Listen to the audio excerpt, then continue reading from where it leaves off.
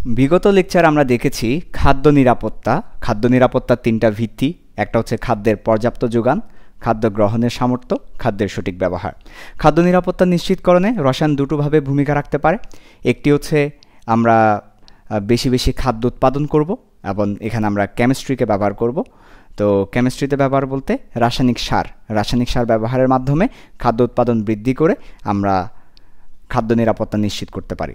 আরও একটা ব্যাপার আছে, বেশি বেশি যখন খাদ্য উৎপাদন করব সেটা সংরক্ষণেরও দরকার পড়ে, এবং এই সংরক্ষণ করতে গিয়ে রসায়ন ভূমিকা রাখে।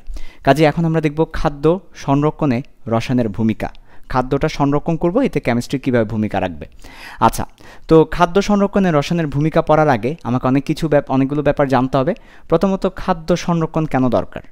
কারণ খাদ্য আমরা কেন সংরক্ষণ করব? খাদ্য সংরক্ষণ কেন আমার দরকার?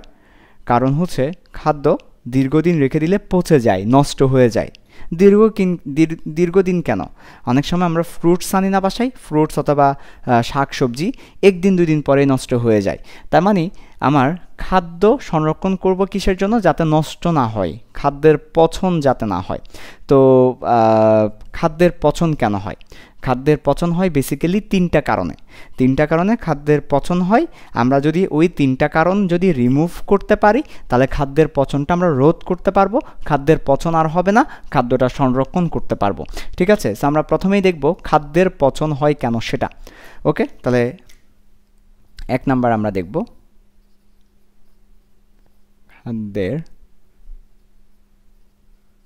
পচন ক্রিয়ার কারণ। খাদ্যের পচন ক্রিয়ার কারণ, খাদ্যের যে পচন ক্রিয়াটা হয় সেটা কি কারণে হয় সেটা আমরা দেখব।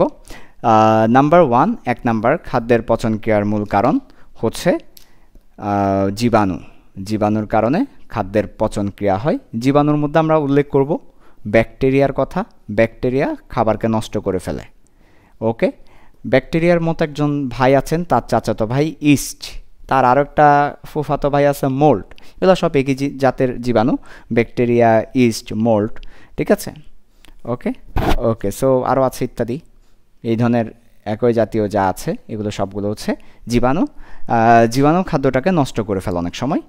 2 নাম্বার খাবারে যদি পানির সংস্পর্শ থাকে, পানিটা খুবই খারাপ, পানি থাকলে দেখা যায় কি খাবারটা নষ্ট হয়ে যায়। পানি এখানে আমরা অনেক সময় বলি যে চামচ দিয়ে নেওয়ার জন্য, হাত দিয়ে না নেওয়ার জন্য, কারণ হাতের মধ্যে পানি থাকতে পারে বা জীবাণু থাকতে পারে, সেটা খাবারে চলে যাবে। সেজন্য আমরা বলি যে চামচ দিয়ে নাও অথবা ধুয়ে খাও, পানির সংস্পর্শে যাতে না থাকে, তখন আমরা চামচ দিয়ে নিতে বলি।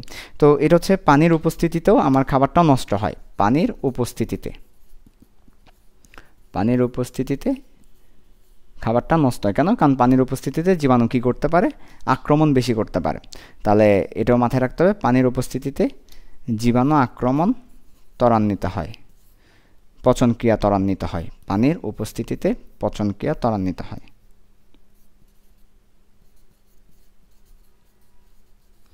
ত্বরান্বিত মানে তাড়াতাড়ি, ত্বরান্বিত মানে কি? তাড়াতাড়ি হয়। আর জীবাণু দ্বারা পচন হয়। ওকে, আচ্ছা, এরপরে 3 নাম্বার বিভিন্ন এনজাইম, বিশেষ করে জীবাণুর অনেক সময় এনজাইম নিঃসরণ করে, এনজাইম দ্বারা জারণ বিজারণের ফলে খাবার নষ্ট হয়। এনজাইম অনেক সময় জারণ বিজারণ করে খাবারে, জারণ বিজারণের ফলে খাদ্য পচন ঘটে।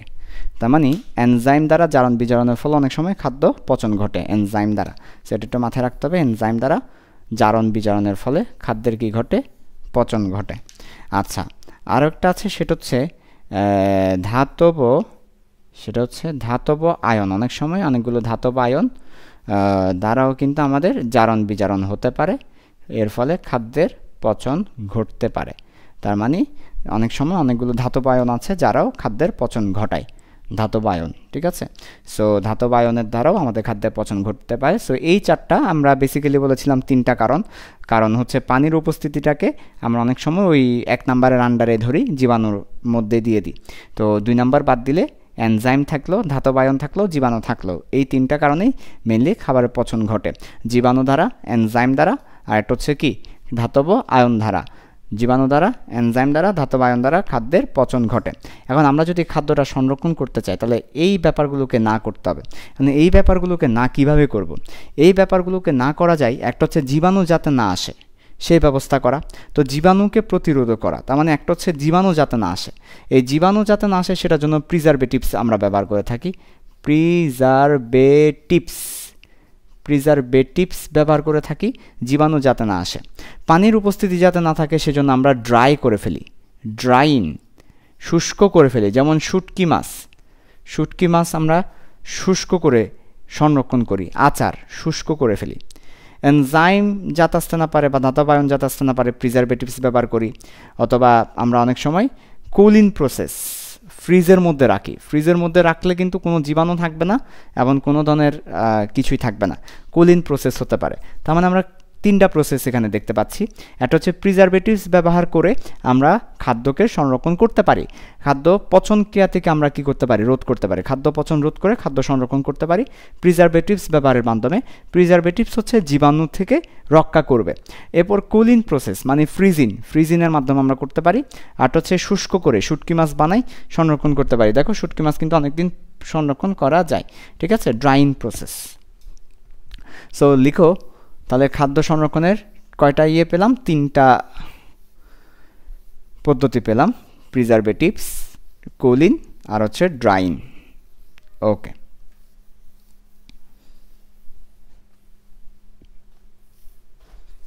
তাহলে খাদ্য পচন রোধ করে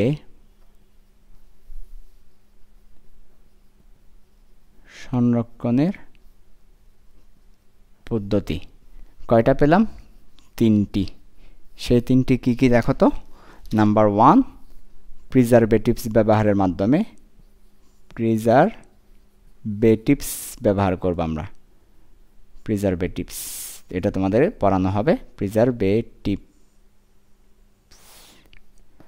2 নাম্বার, ওকে, ইংলিশ টার্মটা ভালো বেশি, এটা একটা ইংলিশ ওয়ার্ড, ইংলিশে লিখলে ভালো, প্রিজারভেটিভস। ওকে,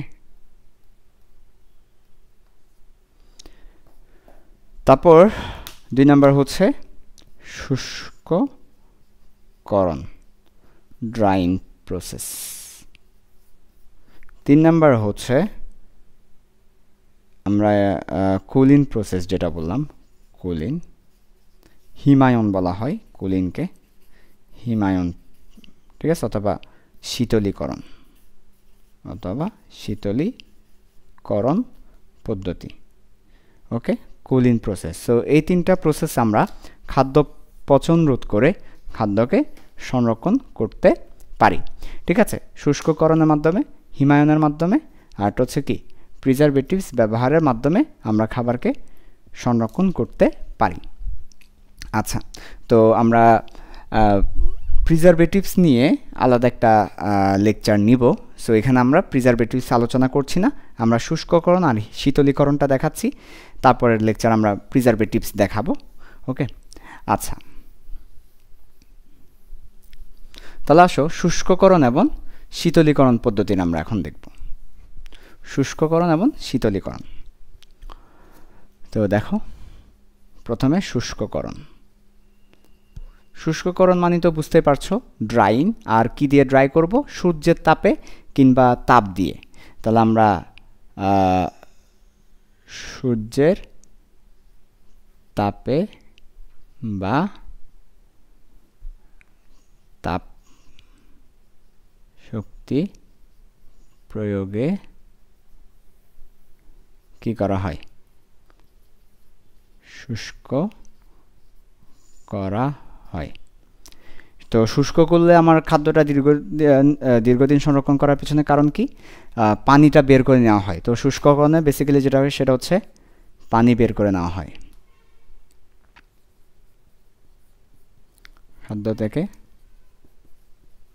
পানি বের করে নেওয়া হয়, ফলে জীবাণু ধ্বংস হয়ে যায়। জীবাণু পানি ছাড়া তো বাঁচতে পারে না, জীবাণু যেহেতু পানি ছাড়া বাঁচতে পারে না, জীবাণুটা কী হয়ে যায়, ধ্বংস হয়ে যায়। তো শুষ্ককরণের ক্ষেত্রে একটা আমরা মানে কতটুকু শুষ্ক সেটা মেজার করার একটা রাশি আছে, কতটা শুষ্ক সেই রাশিটাকে আমরা বলি পানির সক্রিয়তা। এই শব্দটা যদি তুমি শুনো মনে রাখবা, পানির সক্রিয়তা নামে একটা জিনিস আছে, এটাকে আমরা AW দিয়ে প্রকাশ করি। AW মানে অ্যাক্টিভিটি অফ ওয়াটার, মানে পানি সেখানে কেমন আছে, পানির সক্রিয়তা, activity of water, sorry active সক্রিয়তা না, অ্যাক্টিভনেস অফ ওয়াটার, পানির সক্রিয়তা। তো এটা কিভাবে আমরা নির্ণয় করে থাকি, এটা হচ্ছে খাদ্যে পানির পরিমাণ আর পরিবেশে পানির পরিমাণের অনুপাত। খাদ্যে পানির পরিমাণ, পরিবেশে পানির পরিমাণ, আশেপাশে যে পরিবেশ আছে সেই পরিবেশে পানির পরিমাণ। তার মানে আমি যদি দেখি আমার খাবারে পানির পরিমাণ আছে আশেপাশের তুলনায় 10%, তাহলে আমার 10% হবে কি, আমার এই পানির সক্রিয়তা। তো নর্মালি এই মানটা আমরা প্রেফার করি খাদ্য সংরক্ষণের ক্ষেত্রে। AW খাদ্য সংরক্ষণে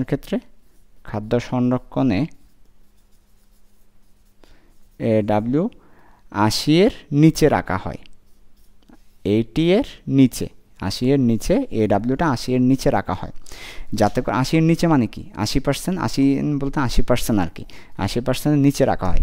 80%-এর নিচে বলতে কি বোঝায়, অর্থাৎ তা একটা খাবার যে রাখলাম পরিবেশে, রাখলাম, তো পরিবেশের তুলনায় তার পানির পরিমাণটা 80%-এর কম। অর্থাৎ ধরো তার কাছে পানি আছে 70 আর পরিবেশে আছে 100, তার কাছে 70 পরিবেশে 100, তাহলে 70%, তার কাছে 60 পরিবেশে 100, 60%। তো এইভাবে 80%-এর কম রাখা হয় পানির সক্রিয়তা, activeness of water, AW activeness of water, পানির সক্রিয়তা, এটা হবে খাদ্যে পানির পরিমাণ ডিভাইড বাই পরিবেশে পানির পরিমাণ। সো এই হচ্ছে শুষ্ককরণ আমরা সূর্যের তাপে অথবা বাইরে থেকে তাপশক্তি দিয়ে শুষ্ক করে থাকি, সূর্যের তাপে বা বাইরে থেকে তাপশক্তি দিয়ে শুষ্ক করে থাকি। খাদ্য থেকে পানি বের করে নেওয়া হয়, ফলে জীবাণু ধ্বংস হয়ে যায়। খাদ্য থেকে পানিটা বের করে নেওয়া হয়, ফলে জীবাণুটা কী হয়ে যায়, ধ্বংস হয়ে যায়। এক্ষেত্রে আমার একটা রাশি আছে যেটা দিয়ে আমরা কতটুকু শুষ্ক সেটা মেপে থাকি, সেটা হচ্ছে পানির সক্রিয়তাকে AW দিয়ে প্রকাশ করে থাকা। AW 80 এর কম হলে সেটা হচ্ছে ভালো, সেটা হচ্ছে খাদ্য সংরক্ষণের জন্য ভালো। এবার আসো হিমায়ন বা শীতলীকরণ বা কুলিং প্রসেস বা ফ্রিজিং বলতে পারো, এটাকে আমরা ফ্রিজিংও বলে থাকি। তো ফ্রিজিং আসো, এই ব্যাপারটা আমরা একটু দেখব।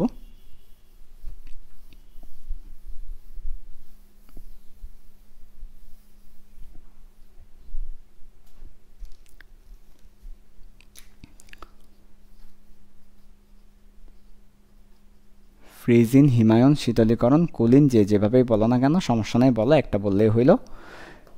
তো এখানে আমরা জানি আমাদের যে ফ্রিজ ব্যবস্থা, সেখানে আমাদের দুটো ফ্রিজ আছে, একটাকে আমরা নর্মাল ফ্রিজ বলে থাকি, আর একটাকে আমরা ডিপ ফ্রিজ বলে থাকি, রাইট? তো এই দুইটা আমরা একটু দেখব, দুইটার মধ্যে পার্থক্যটা কি। নর্মাল ফ্রিজের ক্ষেত্রে তাপমাত্রাটা কম থাকে, তাপমাত্রাটা থাকে 0 ডিগ্রি সেলসিয়াস থেকে -4 ডিগ্রি সেলসিয়াস পর্যন্ত হলে সেটাকে আমরা বলি নর্মাল ফ্রিজ। আর ডিপ ফ্রিজ যেখানে আমরা বরফ জমে, যেখানে আমাদের মাছ, মুরগি, মাংস এগুলো রাখা হয়, সেটার তাপমাত্রা হচ্ছে -5 ডিগ্রি সেলসিয়াস থেকে -18 ডিগ্রি সেলসিয়াস পর্যন্ত। -5 থেকে -18 ডিগ্রি সেলসিয়াস হলে সেটাকে আমরা বলি ডিপ ফ্রিজ, আর যদি 0 থেকে -4 ডিগ্রি সেলসিয়াস হয় সেটাকে আমরা বলি নর্মাল ফ্রিজ। তো ফ্রিজের মাধ্যমে আমরা করতে পারি, কারণ আমাদের যে জীবাণুরা আছে এই জীবাণুরা এই ফ্রিজিং টেম্পারেচার, এই টেম্পারেচারগুলোকে বলা হয় ফ্রিজিং টেম্পারেচার, অর্থাৎ 0 ডিগ্রি সেলসিয়াসের নিচের টেম্পারেচারকে বলা হয় ফ্রিজিং টেম্পারেচার, শীতলীকরণ তাপমাত্রা ফ্রিজিং টেম্পারেচার। তো জীবাণুরা 0 এর নিচে বসবাস করতে পারে না, মরে যায়। ফ্রিজিং টেম্পারেচার নিচে তারা বেঁচে থাকতে পারে না, ফলে খাবারগুলো কি থাকে, সংরক্ষিত থাকে। তার মানে কেন আমরা ফ্রিজ ব্যবহার করে থাকি, জীবাণু এই তাপমাত্রায় জীবাণু কি করতে পারে না, বেঁচে থাকতে পারে না। এই তাপমাত্রায় জীবাণু বেঁচে থাকতে পারে না, তাই আমরা ফ্রিজিং করি। এই তাপমাত্রায় জীবাণু কি করতে পারে না, বেঁচে থাকতে পারে না, বেঁচে থাকতে পারে না। তাই আমরা এই তাপমাত্রায় ফ্রিজিং করে থাকি। সো এই হচ্ছে খাদ্য সংরক্ষণে আমাদের দুটো পদ্ধতি, শুষ্ককরণ এবং ফ্রিজিং। এরপর আমরা প্রিজারভেটিভসটা দেখব, তাহলে আমাদের খাদ্য সংরক্ষণ পদ্ধতিটা শেষ হবে।